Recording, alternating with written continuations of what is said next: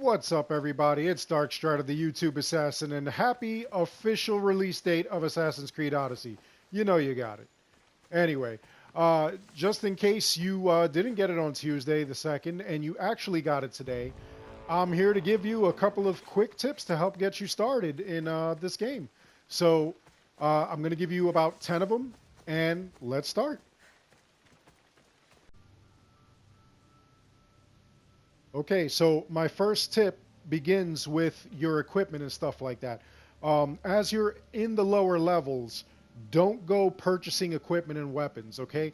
There are plenty of things for you to do where you're going to acquire all kinds of weapons as you go along, fighting, raiding bases and things like that, fighting even mercenaries and whatnot, okay?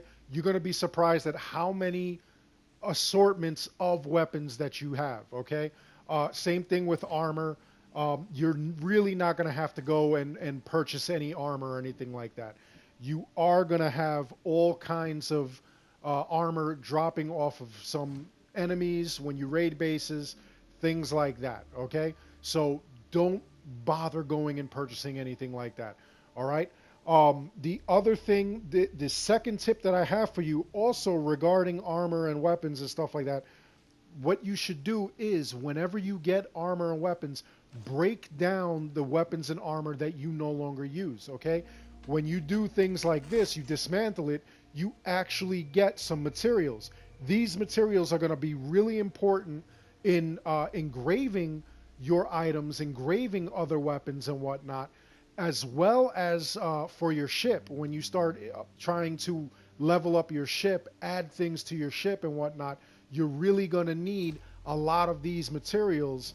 And one of the best ways to acquire them is breaking down your old equipment, things that you don't need, okay? A lot of the stones and everything, you break it down, you get these metal pieces, you get leather, you get like olive wood and stuff like that, and you'll see right up here, you'll get all these different items. And it really helps, like I say, especially when you're doing engraving, because engraving will take a certain amount of materials and money in order to do, okay?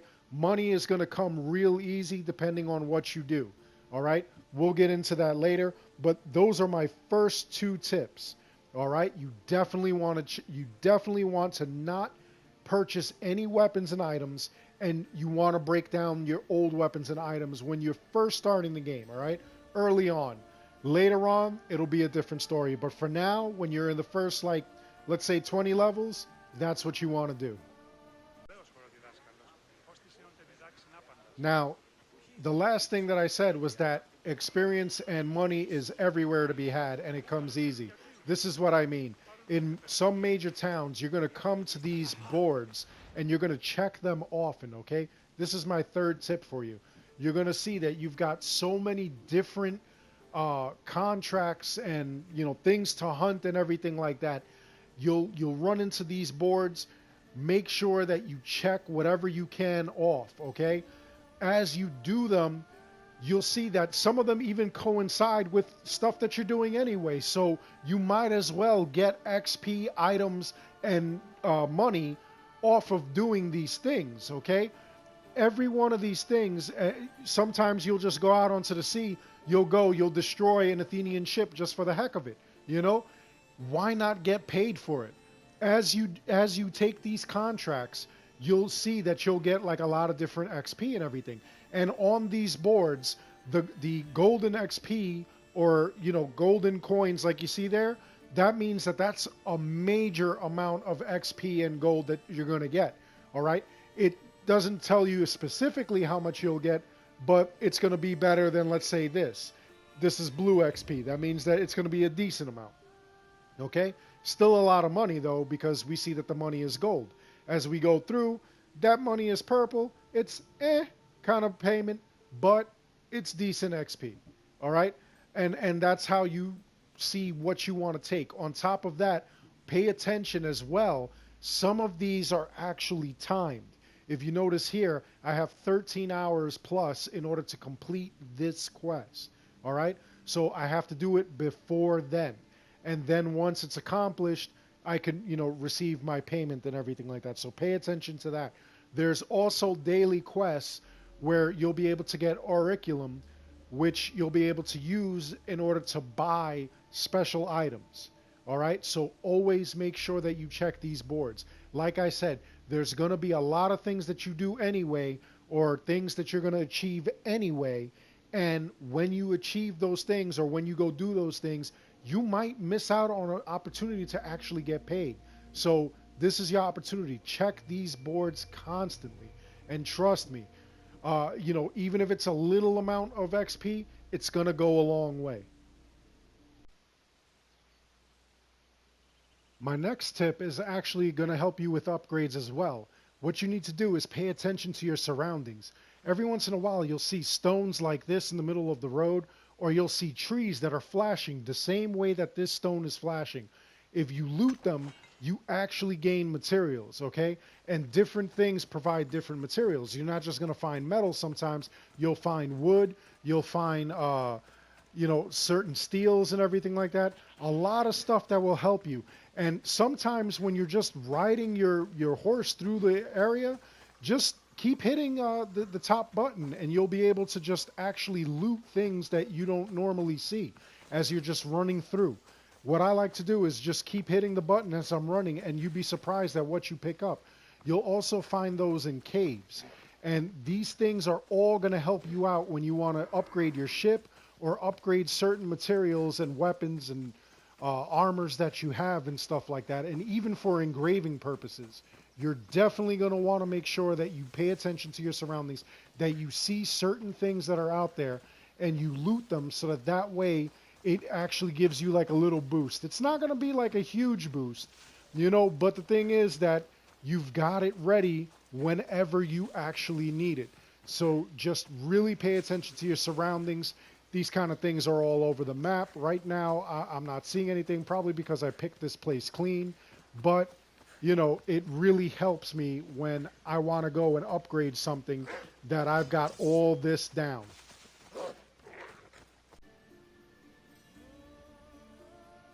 My next tip is actually something that I really like, and it's something that a lot more games should implement. You can actually reset your ability points. If you, let's say, selected an ability and you really don't like how it is, you don't like what it does, you think, ah, man, I should have gone with this other ability instead of that ability, then what you can do is reset your abilities. All your ability points return, and then you're able to put it in whatever section you want to place it, okay? That also includes later on when you're able to actually stack some of these ability points where you could go from 1 to 3, all right? It's an excellent, excellent thing to do if you don't like what you got and you want to try something else. If you try something else and you don't like that one, you go back to what you had, or you try something else even further, all right? It's actually an outstanding system. I really enjoy it. It makes a lot of sense. So whenever you have any problems, make sure that you reset your abilities. One note though, it will cost you money, all right? So you can reset it. It is at a cost, but the thing is, it's so worth it if you got ability points in places that you really don't care for and you want to put them somewhere else. You want to be a certain type. You want to go pro assassin, or maybe you want to go like pro bow, things of that nature. It's a useful skill, okay? Maybe you won't embrace it at first, but trust me, later on as you play through the game, you just might. My next tip is actually in regards to the two factions. You can either side with the Athenians or you could side with the Spartans themselves. Now, whenever you're in a certain land, as you can see on the right side of the screen, it shows that the nation leader is defeated and the nation is vulnerable. When this happens, it means that the entire nation is up for grabs, okay? Now, you can choose to just leave it alone and walk away, and eventually they sort it out and one power will gain over the last. You might come back to this area and you might see that the nation that owned it regained control, or the nation that didn't own it is now in control. all right, you can actually turn the tide. You can join with either side, and when you join with either side, you actually have an opportunity to fight in a massive battle, just like in the beginning of the game, the Battle of the 300. So, what ends up happening is that you enter the battle, you defeat however many enemies, enemy soldiers, enemy lieutenants, whatever, and once you do that, it turns the tide of battle to the favor of the team that you are a part of or that you're fighting for.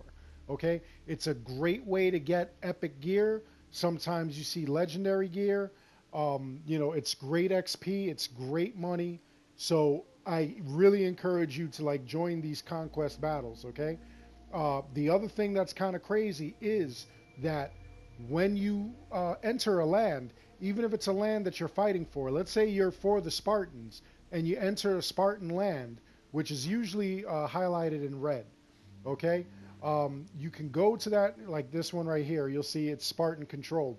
You can go here, but you could do all kinds of crazy stuff. You could like defeat the Spartan leaders and mess around and everything like that, and then they'll lose power. When that happens, all you have to do is go right back into it, fight for the Spartans, and all is forgiven in your case, and you help them to actually conquer the area. So you can go back and forth like this as many times as you want. You can fight, for Athens, you can fight for Sparta, and then you could even switch sides. All right. I really do encourage that you join part in the battles. Like I said, you get some great gear when you partake in these battles, and you also get great XP and great money. And you don't feel so bad when you went around and tore up this entire land, even if it was a land that you were fighting for.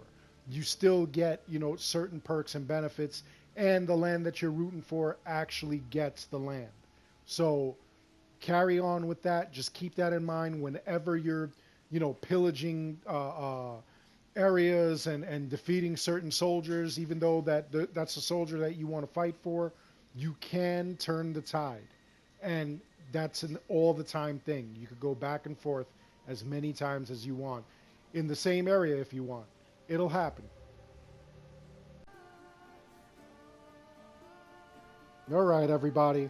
My final piece of advice for you, if you're starting out with Assassin's Creed Odyssey, involves engravings. Okay? If you go here to your inventory, you could check here your engraving list, and it'll show you all the things that you could add engravings to. Okay? Now, these are all going to be your availables, and these down here are going to be things that you have to earn. You can earn different engravings based on what you do. On top of which, you can strengthen engravings based on what you do. So make sure that whatever your favorite engravings are, you look at this list and you're actually able to figure out exactly what you need to do to strengthen or acquire it, okay? These over here, these are legendary engravings. So these are supposed to be some of the most powerful engravings ever, all right? As you can see, there are some that are locked, okay, and you have to perform certain things. You see this? This is what you need to unlock this one.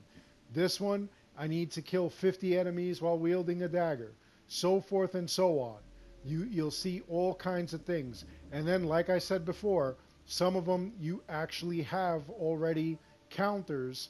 Mercenary Slayer.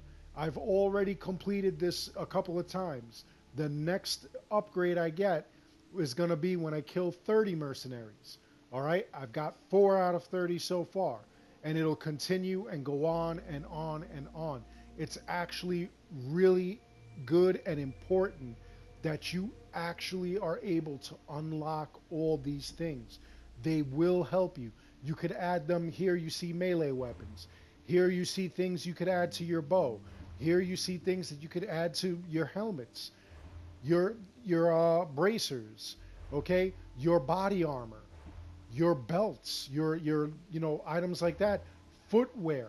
These are all things that you can put on, and they only get better. And engraving your weapons and engraving your armor and everything, it only makes the game easier for you.